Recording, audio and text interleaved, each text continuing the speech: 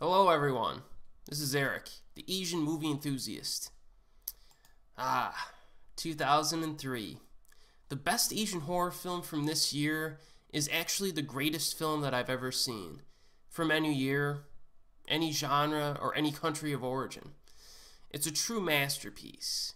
In fact, a lot of people out there like to say things like, man, it's too bad Asian horror movies nowadays aren't as good as they used to be. Remember that special film from 2003? Man, those were the days when Asian horror was at its peak.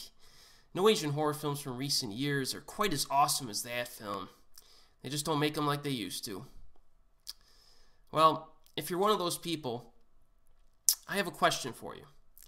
Did you ever bother to watch all of the rat-infested dog crap that was released during this year? Now, I've seen 25 Asian horror films from 2003. Guess how many were good? Go ahead, take a guess. I enjoyed 8 Asian horror films from 2003. Out of 25, that's 32%. Of all the Asian horror films that we've covered so far in this horror playlist, around 260 or so, I enjoyed over 60% of them. Now, not all of those were great movies, but I would give them a pass or fresh score. So 32% is a fairly poor year in terms of a Rotten Tomatoes style of analysis. Even more disconcerting is that of the 17 films that I disliked from 2003, at least a dozen are legitimately awful. I kid you not, man, 2003 has one of the most painful collections of bad movies in the history of the Asian horror film industry. And so, this year actually provides some additional support for my assertion that the commonly believed heyday for this industry, 1998 through 2004, is rather misconceived. It always seems like the apologists for this time period take the strategy of simply referencing the 1 or 2 best films from each year, and then they dare you to find a film from subsequent years that is just as spectacular as those few films. Apparently, it doesn't matter if 2003 gave us truckloads of dinosaur crap to sit through. It will always be better than every other year, because the best film of this particular year is so spectacular. This is such a stunningly narrow-minded argument that I hear all of the time. I'm going to argue against it in more detail in a later video, but first we have to venture a bit closer to the present day in this Asian horror playlist, so you can expect that video sometime probably in early 2017, if we stay on pace here. For now though, I'll simply say this. That argument holds up if, and only if, you plan on watching the best 1 or 2 Asian horror films from each year, and nothing else. Because apparently those are the only 2 films that matter to you, right? So we will come across a future year where 25 movies out of 34 range from watchable to great. That's 74%. But it's still not as good as 2003's meager 32% because, well, 2003 has the single best film between both years. I'm still not sure that makes any sense whatsoever, but I will sufficiently destroy that argument in a later video, so look out for that. So anyways, let's review some of these movies, shall we? We will do some honorable mentions in part 2 of this video, since we have some ground to cover in this one. And as always, titles for all of the movies I discuss are listed in the description box below. Now, from what I've said, you may gather the impression that there is a furious competition for the worst Asian horror film for 2003, and there indeed is. There are at least a dozen titles that are worthy of that distinction. But after thinking about it, there was one that just edged out the others, and that is Diecovery from Thailand. This film is so awful, it's historic. A newlywed couple goes on a honeymoon to the wilderness of Thailand. Unfortunately, there's something there waiting for them. Something with evil intentions. Now, 25 years ago, a girl was killed there and buried in the backyard. Her mouth sewn shut to prevent her from casting spells. Now, the couple has to try to escape this nightmare. A ghost who moves as slow as a caterpillar. You think I'm exaggerating, but this is one of the most unintimidating ghosts you will ever see. She moves so slow, she makes Kayako look like Usain Bolt. Now, this is an unbearably cheap production as well, made for television perhaps, I suspect it was, that gives off a very low-quality student film vibe throughout. No effort is given to anything, basically, including the script, which has some weird twists that seemingly make no sense. The acting is expectedly atrocious. It has a soap opera feel to it that is supplemented with awkward pauses and blank stares. Tons of dull filler, of course, to sit through, and pointless scenes to sit through as well. Some sequences actually feel like late-night advertisements for generic products. I expected the words Irish Spring or perhaps Summer's Eve to appear on screen. Scare tactics, completely worthless, obviously. It's almost amazing that movies this bad are actually made. So, congratulations to Diecovery for winning a very competitive year in terms of being the worst Asian horror film from 2003. Very nice. Now, let's move on to some more crap. I'm going to actually lump the next 6 films together because they are all a part of the same awful film series, the Kyofu Yawa film series, which was produced by Japan in 2003. Now, all of these films have very low budgets and basically suffer from the same flaws. So let's rip through them quickly, shall we? I have ordered them from worst to least worst. The first is Demon Hunting. A student at a prestigious private school is having visions about diabolical activities on campus. This is a crapfest, with subpar writing, acting, and special effects. The editing in this is also abysmal.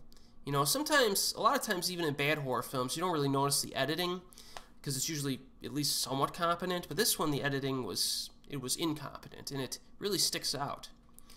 But the most annoying feature of Demon Hunting is that every time this demon possesses a character, it sticks out its tongue, Gene Simmons style.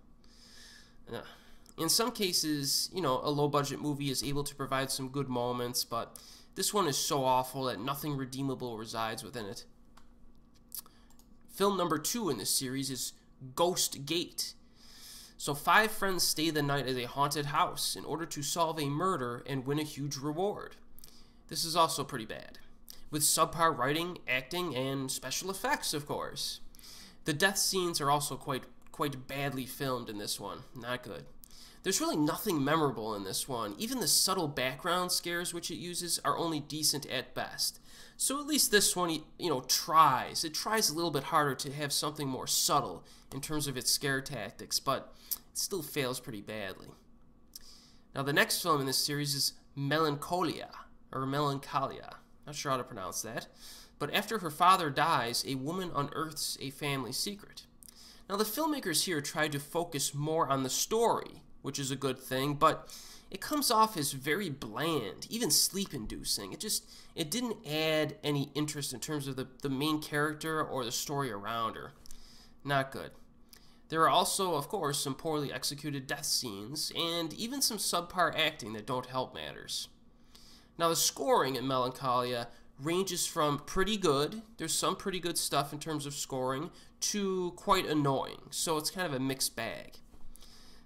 Don't let the cool DVD cover art fool you. There's nothing to see here. And that's what sucked me into Melancholia. I think I might have it in my DVD collection. I saw it on Amazon. It had a cool DVD cover, and there were no reviews anywhere on the internet. So I'm like, hey, why not? A blind buy to regret. The next film in this series is Legend of Ogre. A teacher takes 2 students to a remote village to learn more about a fabled ogre, but they are soon thrust into a life-or-death situation. Now, the acting is poor for the most part. Scare tactics are a mix of unintentionally funny, which is good sometimes, of course, moments, along with scenes ripped off from other Japanese horror movies. So you get some of that here, unfortunately.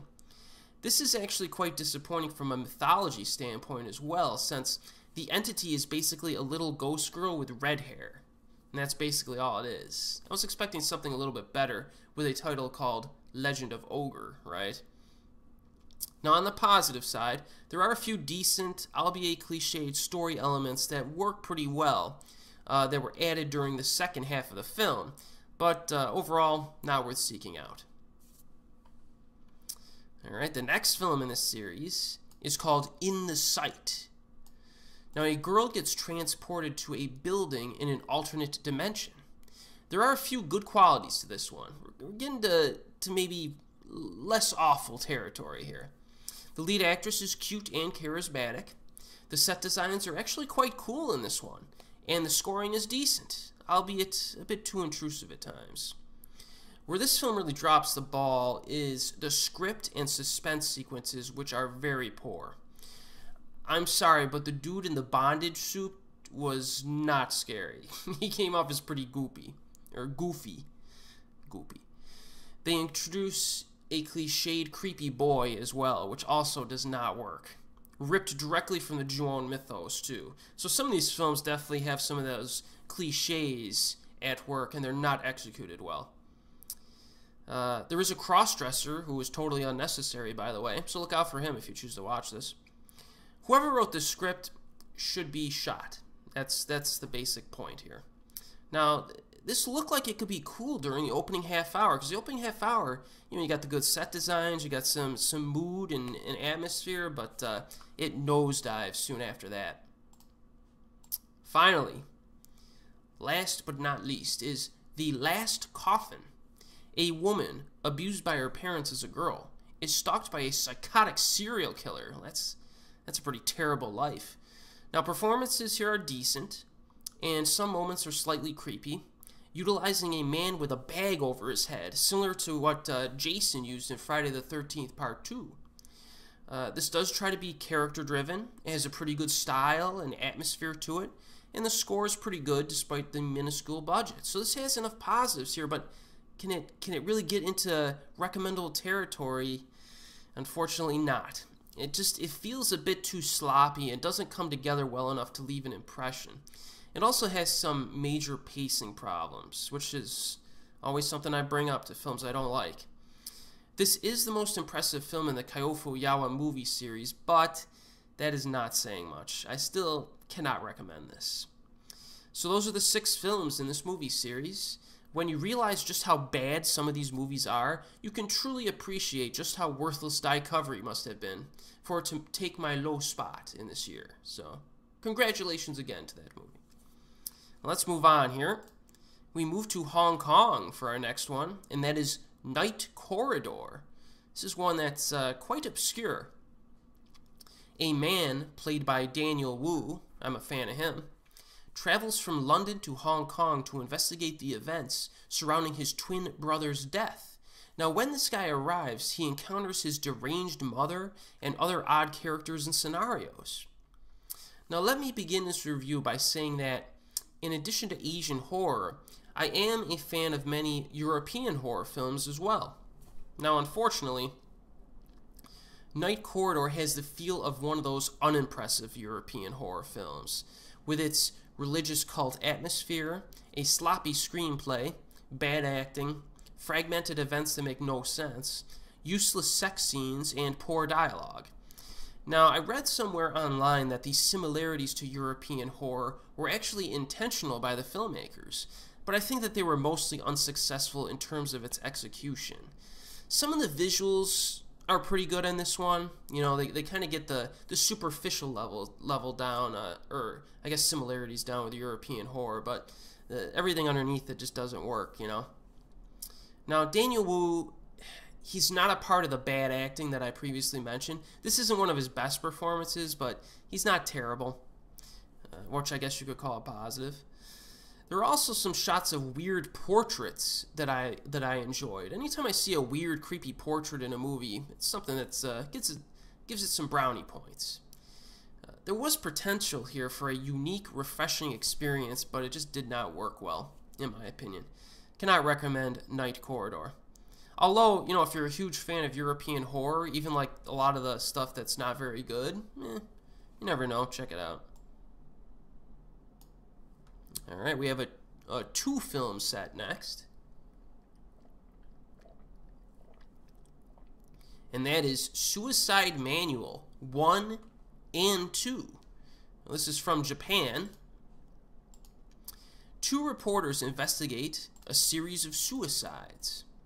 They meet a teenage girl who backed out of a suicide pact, and she shows them a suicide manual, hence the title of the film.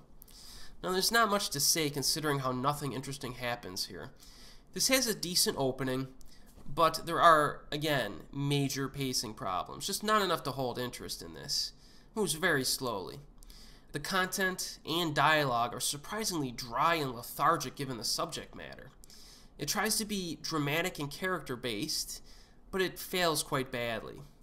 It just seems like you're waiting for something to happen for the whole runtime. You know, it's one of those situations where you're won over by kind of the premise, and then you're just kind of waiting for it to win you over, and it just never does. And that makes it extremely difficult to sit through, because given the premise, there's the possibility of a great scene right around the corner, like a great suicide scene or a great dialogue scene involving suicide as a theme, but it never shows up. You might go in with the expectation that the video scenes in Suicide Manual are creepy, like Ring-U, but they most definitely are not. It's almost like, if I remember correctly, it's almost like an instructional video that they show. It's pretty odd and not very interesting. Now, in terms of Suicide Manual 2, I'm not sure how the original warranted a sequel, but shame on me for watching it. It was also just as underwhelming. So, skip those. Alright, next, we have The Park, a Hong Kong horror film. Now, this is another one with the potential for a really cool film, and it just drops the ball. Some friends visit an abandoned amusement park that was closed years earlier when a man hung himself from the Ferris wheel and a little girl died in a bizarre accident. Now, in terms of positives, this is atmospheric in spots. Not consistently, but in spots. But there's too much cheese and low-grade writing that clashes in terms of tone. I have seen a small handful of people that defend this movie on the basis that it was intentionally campy, but I'm not seeing it here. I'm really not. That's not the impression I get while watching this. So if that was the filmmaker's intention, it did not work for me. The characters were also very annoying, and the more overt scare tactics tend to fall flat on their face. I'm sorry, but when I hear about a horror film that's set in an amusement park, I immediately expect some memorable scenes involving amusement park attractions. I mean, that's the whole reason why you're filming in this location, right? It just didn't seem like it utilized that environment well enough. Somebody really needs to make a movie like this. I know there's been a few that I haven't seen yet, but man, there's got to be some great amusement park horror films in our future. There has to be. But there was not nearly enough to satisfy in The Park, so this one has a pretty bad reputation as well, and you could skip it. Now, my thoughts on our next film here. These are all like easy home runs that I'm hitting, because none of these films are widely acclaimed or liked by many people, but that's going to change with the next one. Controversial opinion for me. Very highly acclaimed film, but I don't care because I don't like it. And that is Gozu, Japanese horror drama. Now, two low-level Yakuza, one of which is psychologically unstable and paranoid, are sent out of town on a task, but encounter some strange folk along the way. Now, this film opens with the funniest dog beating ever filmed in a movie. It is hilarious. I thought that I was immediately going to like this movie, and I kind of did at the beginning. This film also has a cameo by Gozu himself. If you don't want it spoiled, don't bother looking up Gozu. But you could look him up on Google if you're interested in what he is exactly. And the film ends with a cool horror sequence. So there is some positives, but these positives are short-lived. And that's an important thing to note here. Because the sheer dullness during the middle, like 90-plus minutes, is simply unbearable to sit through. The characters basically stroll around. They stroll around. They hang out. Don't really do anything whatsoever. This movie is so freaking boring to watch. My goodness. And I sat through this thing twice in 10 years, and I feel like I deserve some kind of medal for accomplishing this task. Now, this isn't the kind of weird, surrealistic horror movie that makes you think or has a lot of mesmerizing character interaction. I don't even need a movie, really, when all is said and done, to make sense or to move at a fast pace. I just need you to keep me engaged. You know, have the characters, you know, do something interesting or encounter weird stuff in a more consistent basis. This is almost like watching an action movie that has like 3 very short action scenes over 2 hours, and the rest of it's just boring filler. You know what I mean? It defeats the point. So, you know, the screenplay just seems very stale and lazy to me. Like, no one really thought this through. Dialogue is almost completely worthless. Completely worthless.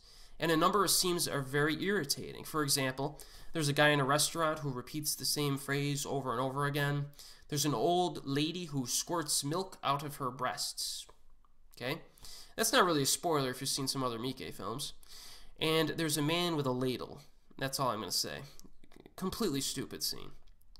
Now, you know, I love weird movies, but this one by Takashi Miike just does not work for me. No, it doesn't. It's a 120-minute film that's about 90 minutes too long for my liking.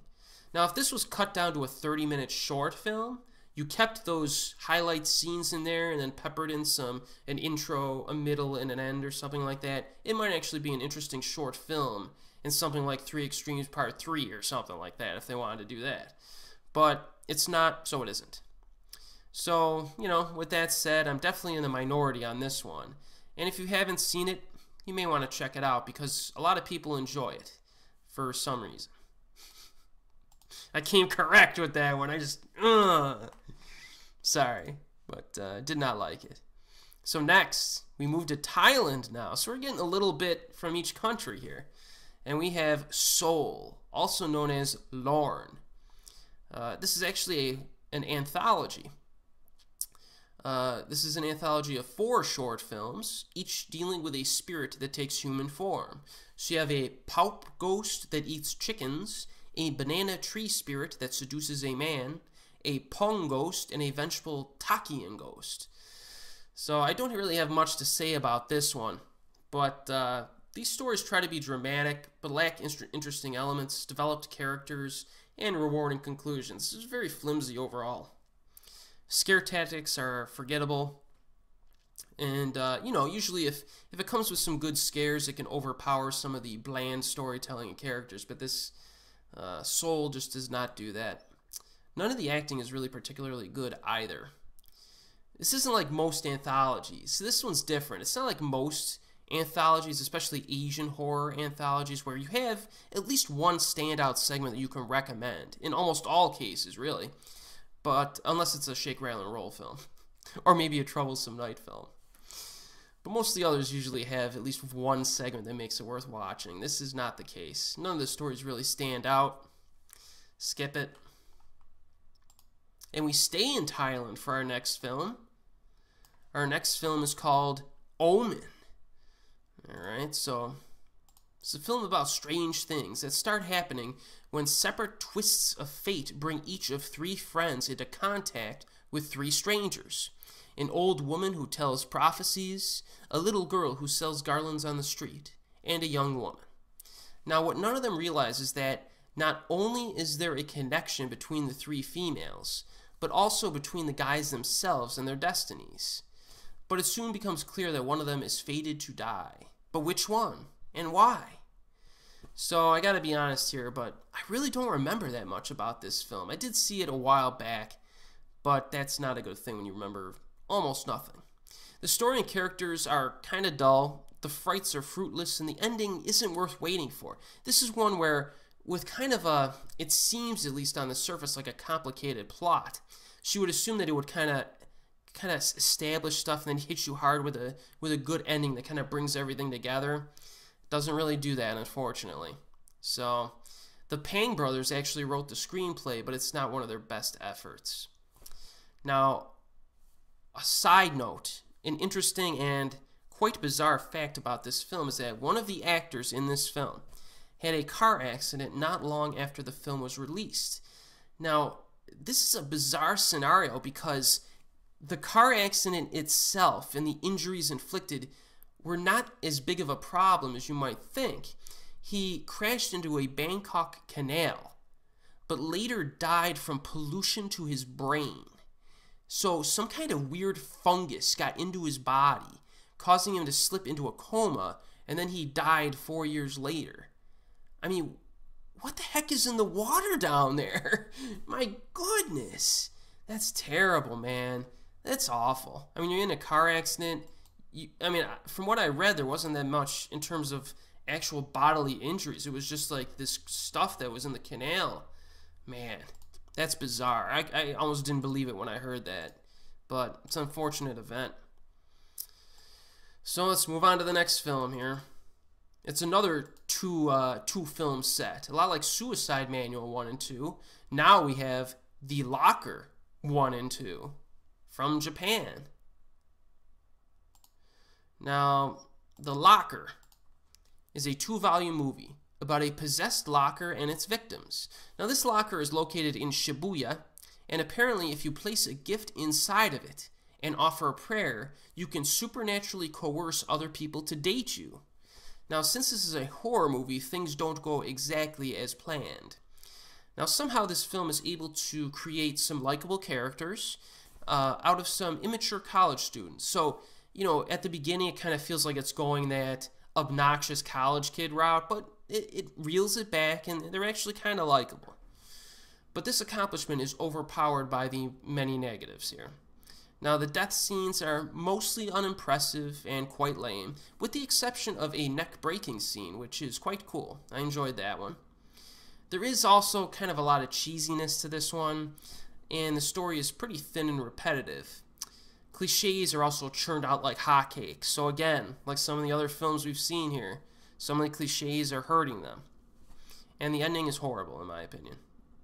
But again, you know, The Locker, I do read some reviews online of people that like it. It's kind of a mixed review type film. Some people like it, some people don't. So if you haven't seen it, it won't kill you to check it out. You might like it.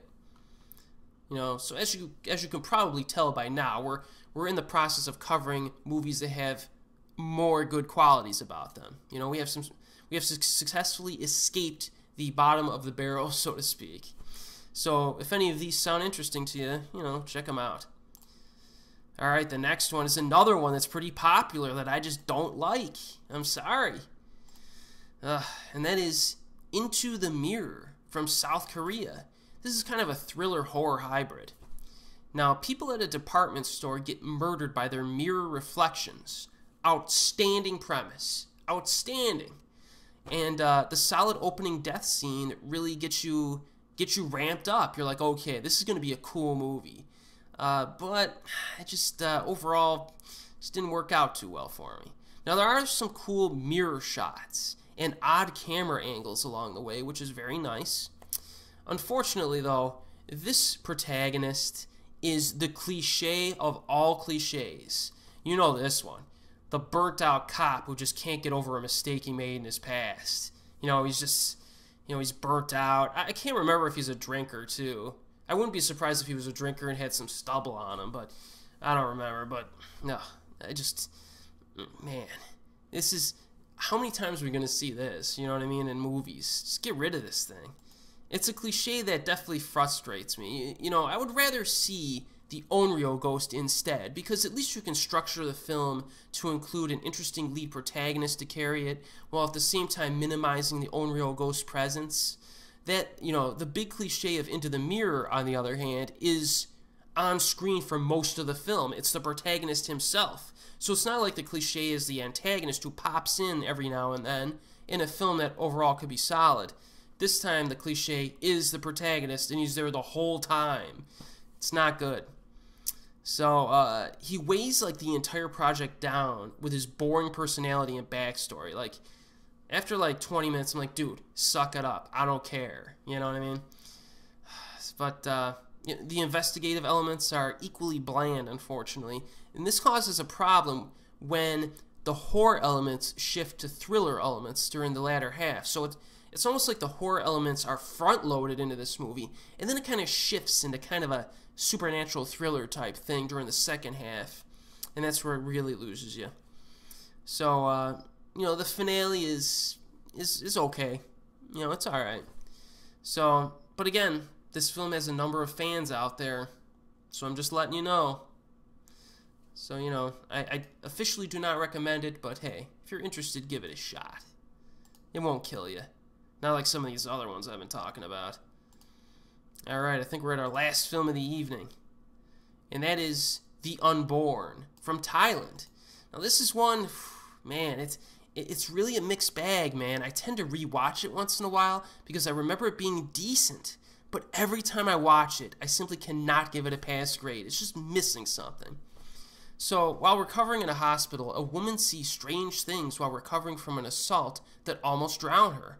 She also finds out early on that she is 10 weeks pregnant. So, are these visions simply psychological hallucinations, or is there really a supernatural threat at work here? Now, the story and dialogue are on the basic side. It's pretty basic stuff. Not bad, but they're okay. The horror scenes kind of range from pretty good to not so good, with much of the film taking place in a hospital, which is always welcome in my eyes, but, you know, that's a positive, I would say. Pacing is decent overall, but there are also some dull patches. You know, you kind of have pros and cons in every single aspect here. Everything's just right on the fence. But I think the ending is probably the main reason why I ultimately assess this film the way that I do. Because it's pretty lame and unsatisfying. You know, you got like a mixed bag throughout. You're like, ooh, this is pretty cool. Not really like it. Oh, that's alright. And then you get to the ending. If it stuck the ending, I would have given this film a pass grade and a recommendation. But the ending just kind of it just whimpers out, you know? It really whimpers out. But, again, this film has its fans. And it's probably the best film in this video that we're covering, I would say. So, you know, if it interests you, you know, check out a trailer or something, and if you like it, check it out, or if you like the trailer, check it out. Alright, so we've dug through the Asian horror films from 2003 that I did not enjoy. We got through it pretty fast because I was clumping some films together there. But I suspect most people would agree with me on most of these, especially the movies I covered earlier in this video, if they bothered to watch them, I'm pretty sure. So be sure to join me in my next video, though, when we will cover some of the better films from this year. Yes, 2003 did have some good Asian horror films, and even a few great ones, as I'm reminded very often by people. So, as always, we'll see you next time.